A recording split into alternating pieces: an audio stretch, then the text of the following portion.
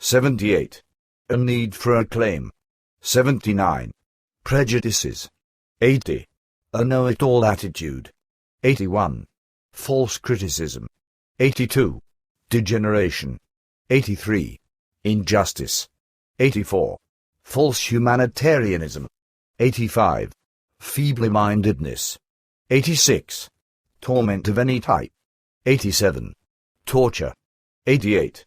Abuse. 89. Rape. 90. Exploitation. 91. Reasons of state. 92.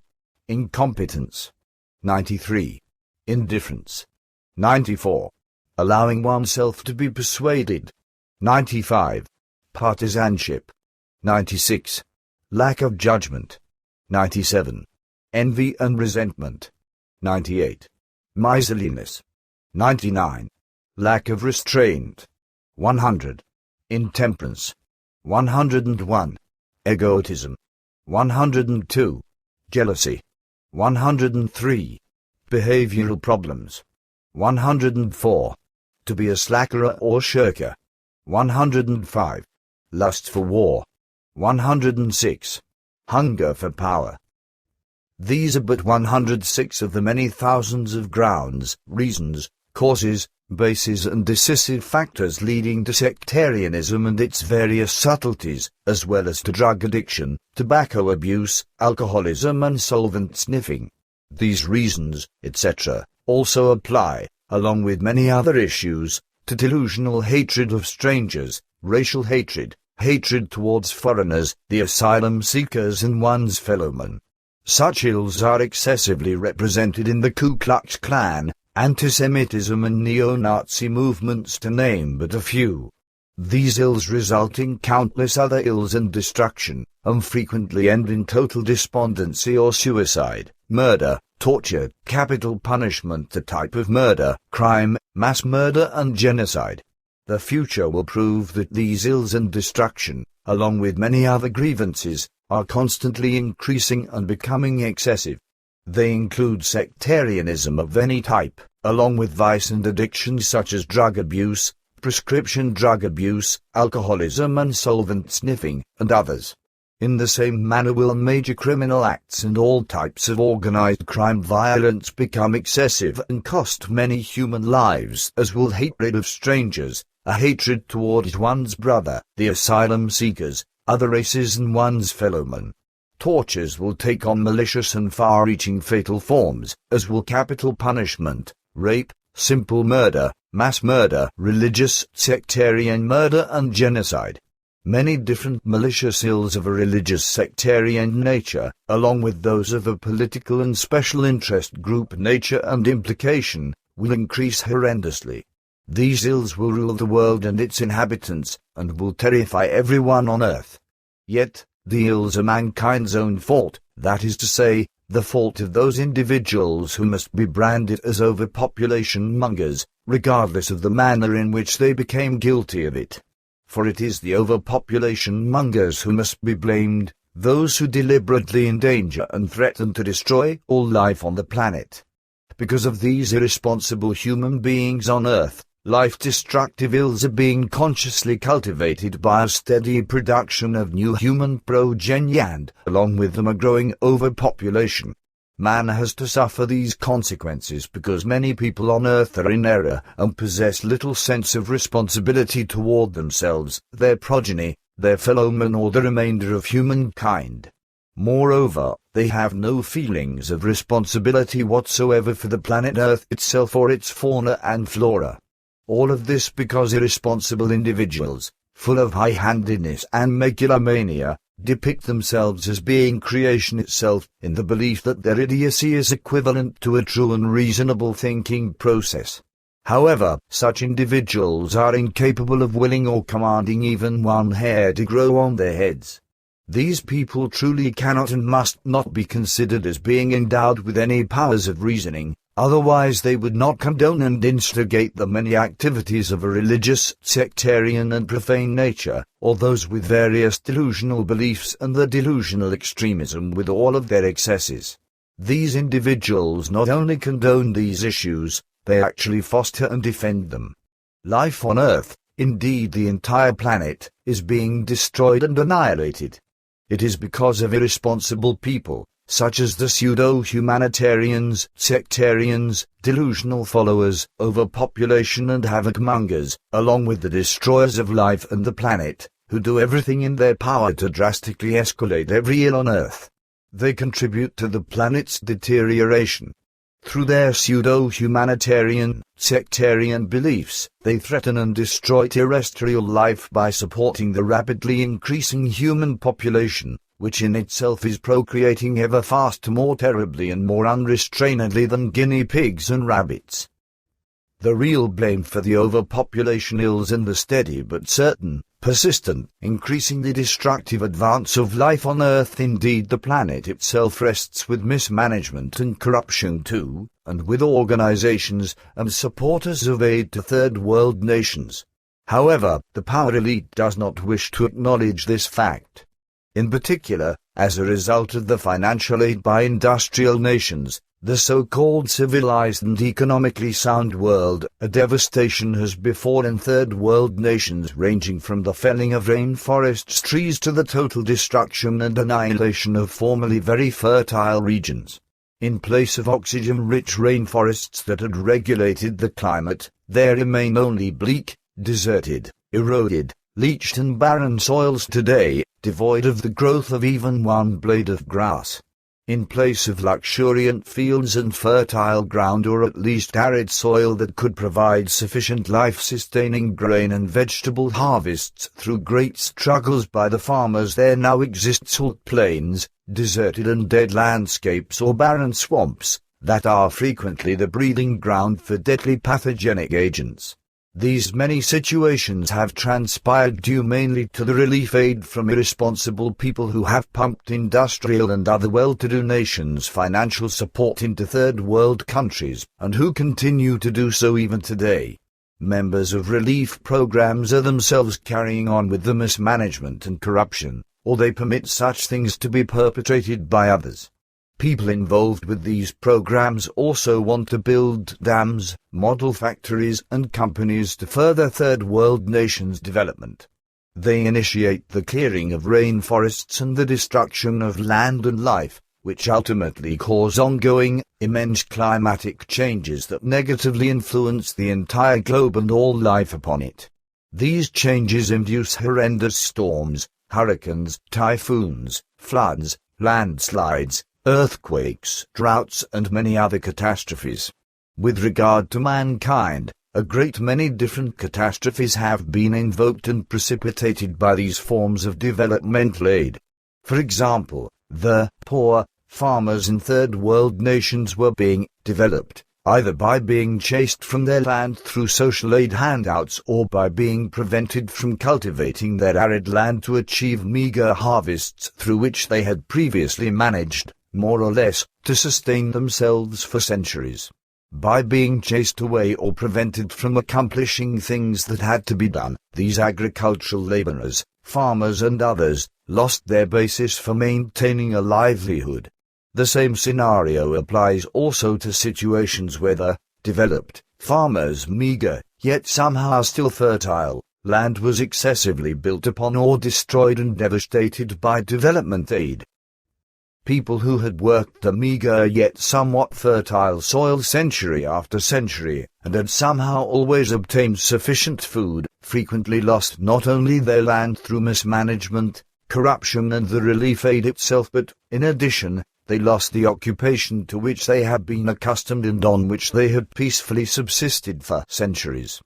Their initiative dwindled when they lost their land and work, and when they, the dispossessed, refugees and unemployed, were supplied with their food requirements by relief programs. They also lost their initiative to fulfill their own obligations and their effort to fend for themselves. As a result, they began to snooze, led a phlegmatic lifestyle and waited for roasted pigeons in the form of food supplies by relief workers to drop into their open mouths or, at the very least, hoped to be provided with these items free of charge. Lacking the process of old, traditional activities to obtain their own food by working hard with the meager soil, these individuals knew little about behavior patterns or motivation any longer. Being human and bored, they preoccupied themselves with each other, particularly in a sexual manner, whereby males and females mingle and procreate offsprings galore.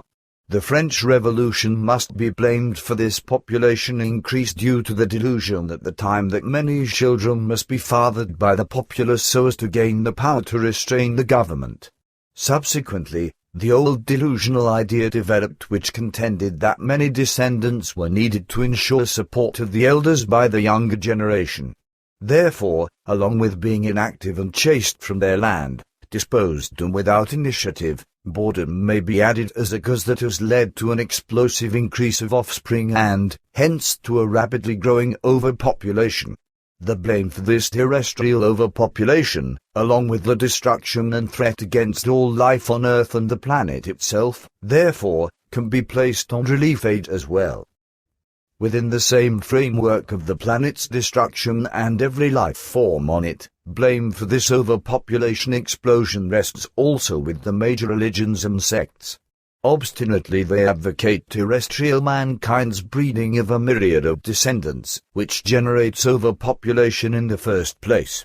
Resembling degenerate beasts of prey, religions and sects lunge into third world countries by sending missionaries to disseminate the madness of their religious and sectarian beliefs, along with their inhumane, degrading consequences and excesses. Such beliefs are based upon enslavement, mismanagement, corruption, exploitation, negative influence of the consciousness, deprivation of liberty of the consciousness, delusional beliefs, religious wars, murders and humankind's stultification. All of these are based on the sectarian madness phrase, "Be fruitful and multiply," the root of all evil to overpopulation stupidity. This then is the truth: the earth is incredibly overpopulated. It is propelling itself towards its own destruction and, as a result of overpopulation, is plummeting toward the destruction of all life on the planet. Humankind alone is guilty of this overpopulation, for it knows no limit whatsoever in its own diverse excesses. In contrast to man, members of the animal world instinctively behave more reasonably and in accordance with nature's laws. By adjusting their urges and instincts, animals regulate their own population and adapt to prevailing food supplies and living conditions. When overpopulation arises for some reason, the death of many animals is effected, whereby a selection process comes into play that eliminates animal excess.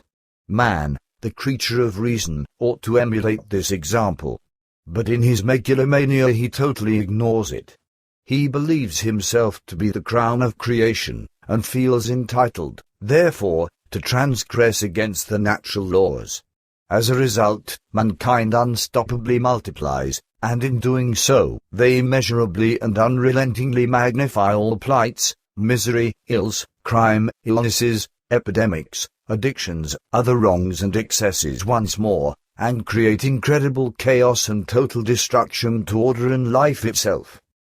The more development aid, famine relief and other forms of aid are provided throughout the globe and not birth control measures by the pseudo-humanitarians and other fools of compassion, the more horrendous become the plight, ills, misery of the people on earth, along with all other catastrophic conditions and excesses that ruin and destroy life and the planet. Without relevant and really humane and pertinent help, neither underdeveloped countries nor their inhabitants can be turned into cultivated, civilized and economically balanced and progressive nations and peoples within a few short years or decades. Additionally, the population of these countries can be simply revamped and changed to adapt to the thinking and behavior of the world and its people who enjoy a healthy economy and politics without international direction. The privileged people enjoy extensive learning, comprehensive education, sound social systems, government leadership, legislation and guidelines for overall development, each of which has had to evolve over centuries of painstaking effort. Naturally, aid in every appropriate form is suitable, but only in those areas where its offering and provision are justifiable.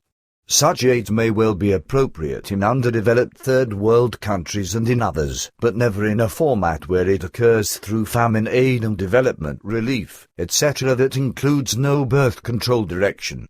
Aiding these countries and their inhabitants has to consist of educating the poor in contemporary work standards and labor methods. In this way the people could enjoy an improved and more productive cultivation of their land, without the destructive interference into the natural ecological system. Furthermore, positive aid must consist of providing sound general education and schooling that results in progressive and social attitudes, and an awareness that all human beings are responsible for their own deeds and behavior, the work, as well as their own lives. Thus, aid must consist of educating the people about the catastrophic consequences resulting from overpopulation. Likewise, aid must entail providing explanations on crucial birth control measures, contraception, and rigorous birth rate checks. Aid is also suitable, in appropriate forms, to all locations where citizens do not generate overpopulation by having litters, like guinea pigs and rabbits. Furthermore, aid is also appropriate where people have been hard-working, have fallen upon hard times through no fault of their own, and have gained a certain measure of schooling and overall education through which they have learned to think and act progressively and responsibly.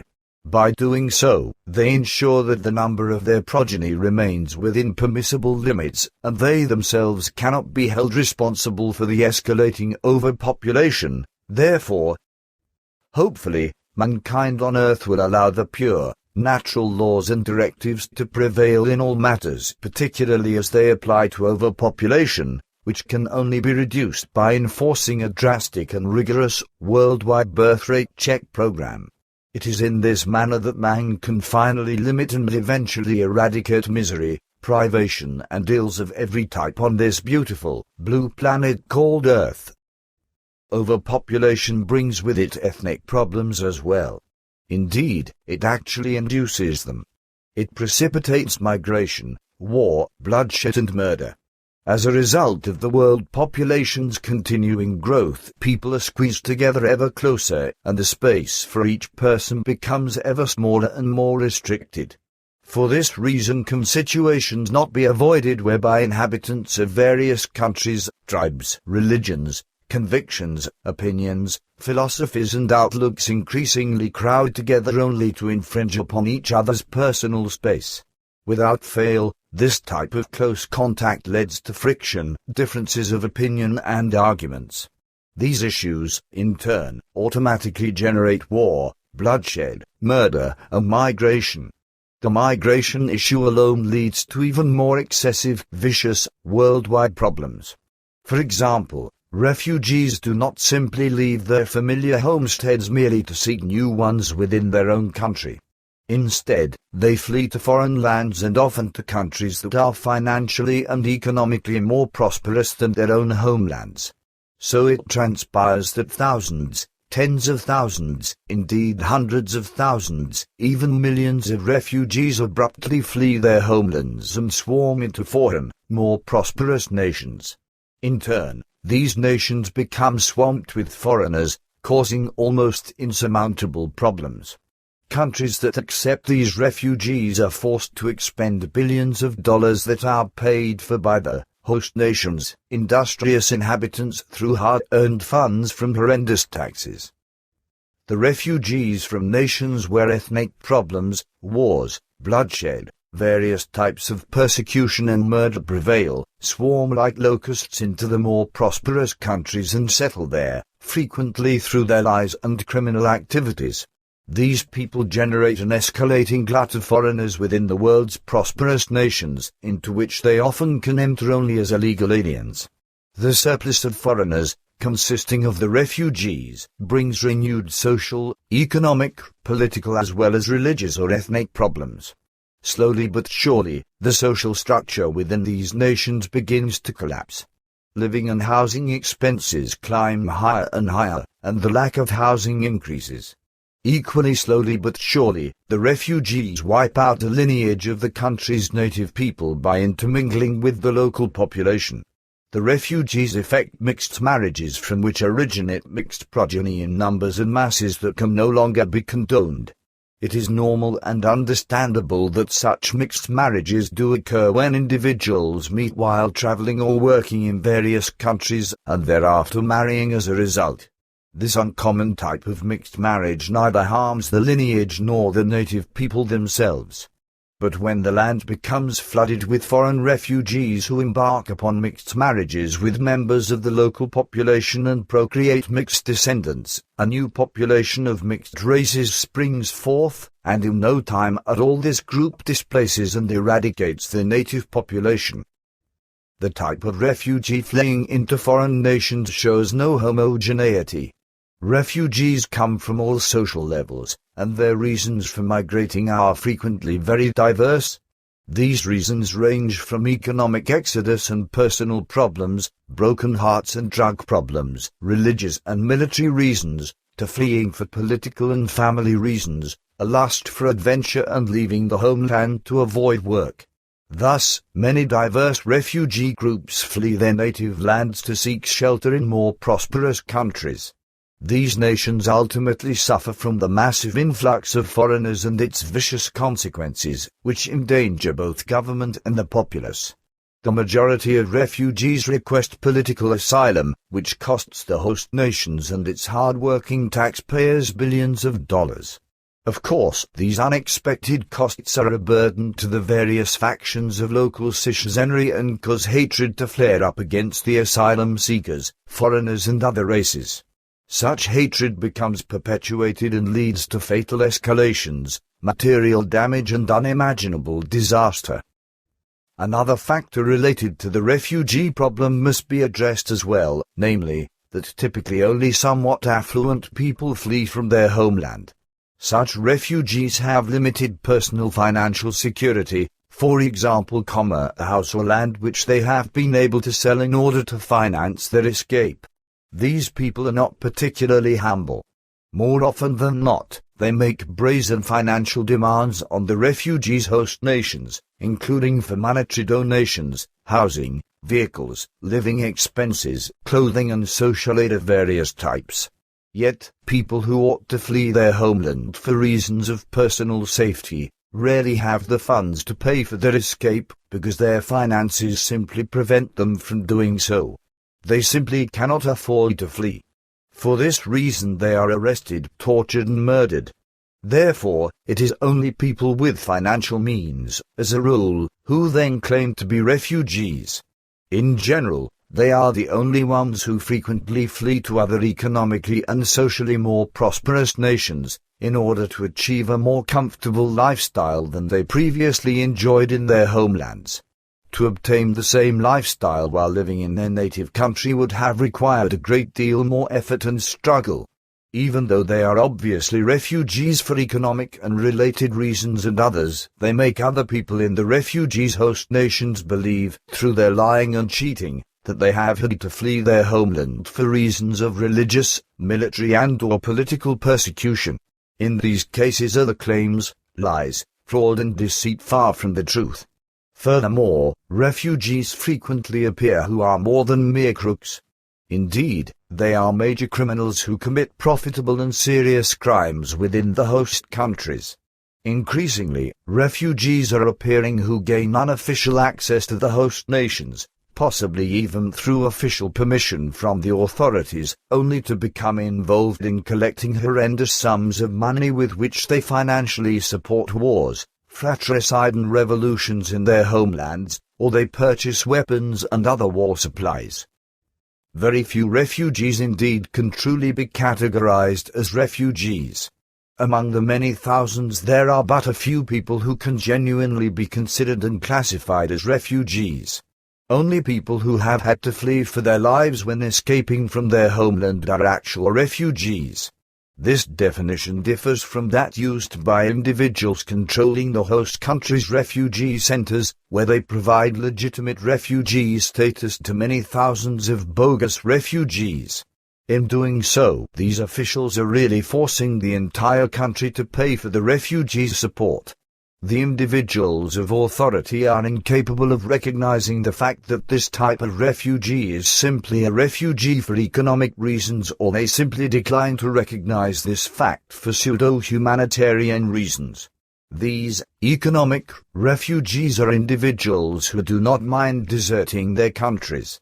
They flee from their native lands, especially in times of confusion and misery, when their country really depends on the help and collaboration of each and every citizen, and at a time when their support is urgently needed to help the survival of land, country and life.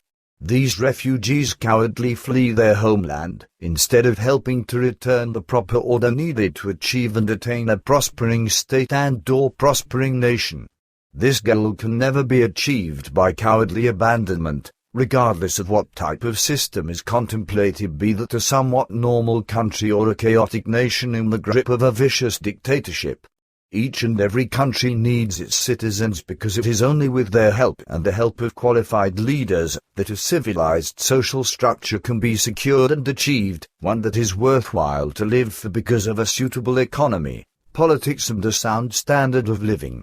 However, when the cowardly citizens flee their homeland instead of standing up for it, helping it along, and in an emergency even fighting for it, chaos, misery, plight and every ill becomes subsequently even greater and more insurmountable. Lastly, they are refugees who truly are unjustly persecuted victims of religious or political turmoil, wars and revolution. It goes without saying, if for no other reason than for purely human empathy, that such human beings must be granted support and asylum. However, this premise is justifiable only with the condition that the refugees return to their respective native lands after conditions in their own countries have normalized and improved. Such refugees would not be permitted to stay in the host country beyond the end of their term once a safe return to their homeland, without the threats against life or limb, has been guaranteed, or once a state of somewhat normal economic and living standards has been re-established. All evidence pertaining to the refugee problem clearly demonstrates that the flood of refugees and their illegal entry must be rigorously curtailed. If this does not occur, the problems of too many aliens, refugees and the asylum-seeking homeless, along with the generated hatred of strangers, hatred towards other races and the asylum-seekers, become uncontrollable and subsequently lead to unpreventable catastrophes.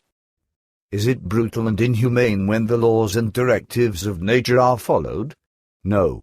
However, it is brutal, inhumane and uncharitable when mankind continues to cling to overpopulation, indeed even promotes it, regardless of the circumstances and consequences, in order that millions and millions of new children can be procreated. By failing to enact stringent birth control measures for sectarian reasons and feebly-minded sentimentality, man precipitates all misery and problems that will eventually become even greater and more difficult to combat, and where finally no solution or salvation will be feasible. Required worldwide measures. This is just one possibility among many. These measures apply to everyone on Earth except for some small, native bush tribes, who have practiced their own form of stringent birth control measures since time immemorial. Minimum age for marriage. Female 25 years. Male 30 years. Minimum age to produce offspring. Female 28 years. Male 32 years. Criteria for procreating. An existing marriage of at least 3 years. Proof of a healthy, harmonious marriage. Proof of irreproachable conduct of the marriage partners. Proof of ability to raise children. Proof of health: no hereditary and infectious diseases, no addiction to illegal or prescription drugs or to alcohol, etc. No affiliation with extremist or subversive groups. Maximum number of children: 3 children per marriage. Birth control interval: 7 years worldwide. Total birth rate check. 1 year procreation consent with permit. 7 years worldwide. Total birth rate check. 1 year procreation consent with permit to be carried out in this manner until the world's population has reached a diminished and normal level. Subsequently, measures concerning the permission to marry and procreate remain in force, but the 7-year cycle of birth rate check is omitted. To remain in force: 3 children per marriage or 3 foster/adopted children. Penalties for violations: fines equivalent to 10 annual salaries for both offenders. Sterilization of both offenders. Castration of offenders involving assault or rape, etc. The offenders are segregated from society and by gender for life. The offenders' children are taken away from the parents and raised by the state through foster/adoptive parents. Attention! Please read our interpretation of the 7-year cycle of birth rate check that is published in Overpopulation pamphlet number 3. Brutal and inhuman. What is more brutal, inhuman, and hostile to one's fellowman and life? 1. A world overpopulated by human beings, where hunger and misery, privation and brutal deaths reign, where wars, murder and bloodshed, fraud, torture and capital punishment occur daily, along with rape, crime, hatred, epidemics and destruction, vice and addiction, where hatred against all life, and extremism, lies, deceit and degeneration prevail, where millions of people perish daily, suffering horrendous pain, or succumbing to wretched deaths through torture at the hands of their tormentors and executioners, and from hunger and misery. Or 2. A world with a population of average proportions, where all ills, problems and misery become relatively small and normal. A world that is not ruled by hunger and misery. A world in which the fear of war and all evil are reduced to the point where the likelihood of a world unifying peace is actually feasible. This condition would bring about an end to the constant fear of the future and would pave the way to a life of love, logic and reason, among others. Why don't you reflect on what kind of world you would like to live in? Does genuine, sincere humanitarianism, love, charity and truth not surpass all false humanitarianism, false charity and lies? Above all, ask yourself, in what type of world do I want my children and my children's children to live? Billy. The end.